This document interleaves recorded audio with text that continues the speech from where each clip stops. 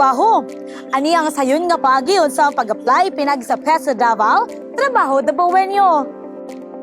Oops! Una ni Ana, kabalo ba mo nga ang Public Employment Service Office o PESO Davao, usa ka ahensya sa lokal nga panggamanan sa Davao nga nagtabang sa mga Dabawenyo sa pagpangita og trabaho lokal man o abroad.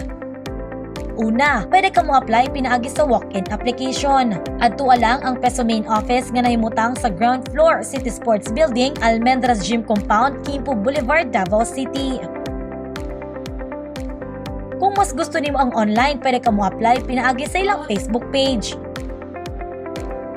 I-like ug i-follow ang PESO Trabaho Dabawenyo nga Facebook page para sa everyday nga job vacancies.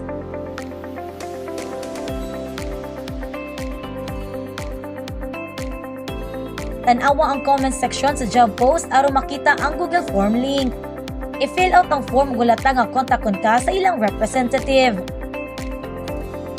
Sa ubang trabaho, kinahanglan ipadala ang imong resume pinagi sa email nga gi-provide sa mismong caption sa FB post.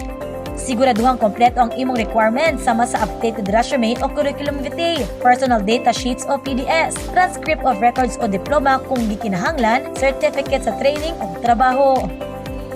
Dili lang trabaho ang ilang gitanyag, aduna subsidized PES, government internships o local recruitment programs.